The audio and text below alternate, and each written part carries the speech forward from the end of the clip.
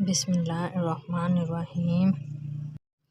رسول اللہ صلی اللہ علیہ وسلم نے فرمایا، بے شک بندہ اللہ تعالیٰ کی رضامندی کی ایک بات زبان سے نکالتا ہے، اسے وہ کوئی اہمیت نہیں دیتا مگر اس کی وجہ سے اللہ تعالیٰ اس کے درجے بلند کر دیتا ہے، اور ایک دوسرا بندہ ایک ایسا کلمہ زبان سے نکالتا ہے جو اللہ تعالیٰ کی ناراضگی کا باعث ہوتا ہے، اسے کوئی اہمیت نہیں دیتا لیکن اس کی وجہ سے وہ جہنم میں جا گرتا ہے۔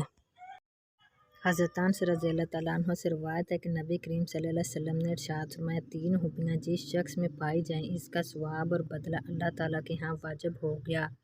اور اس کا ایمان بھی مکمل ہو گیا۔ اچھا اخلاق جن کے ساتھ لوگوں میں زندگی گزارے، ایسا تقویٰ جو اس کو گناہوں سے بچا سکے، ایسی بردباری تحمل مزاجی اور صبر جو اس کو نادان آدمی کے ساتھ نادانی سے پیش آنے سے روک سکے۔ رسول اللہ صلی اللہ علیہ وسلم نے فرمایا، جب مجھے معراج کی سیر کرائی گئی تو میرا گزر ایسے لوگوں پر سے ہوا جن کے ناخن تانبے کے تھے اور وہ ان سے اپنے منہ اور سینے نوچ رہے تھے۔ میں نے پوچھا، جبرائیل علیہ السلام یہ کون لوگ ہیں؟ کہا، یہ وہ لوگ ہیں جو لوگوں کا گوشت کھاتے، غیبت کرتے اور ان کی بے عزتی کرتے تھے۔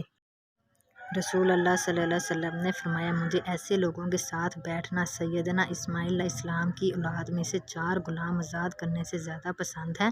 جو نماز فجر سے طلوع آفتاب تک اللہ کا ذکر کرتے ہیں، اور مجھے ایسے لوگوں کے ساتھ بیٹھنا 4 غلام آزاد کرنے سے زیادہ پسند ہے جو نماز عصر سے غروب آفتاب تک اللہ تعالیٰ کا ذکر کریں۔ محمد صلی اللہ علیہ وسلم نے فرمایا، جو شخص اپنے وارث کو میراث دینے سے بھاگے گا اور اسے میراث سے محروم کر دے گا تو اللہ تعالیٰ قیامت کے دن جنت سے اس کی میراث ختم کر دے گا اور اسے جنت سے محروم کر دے گا۔ محمد صلی اللہ علیہ وسلم نے فرمایا، انسان سچ بولتا رہتا ہے کہ یہاں تک کہ اللہ تعالیٰ کے ہاں وہ صدیق لکھ دیا جاتا ہے، اور جھوٹ بولتا رہتا ہے حتیٰ کہ اس کو کاذب لکھ دیا جاتا ہے۔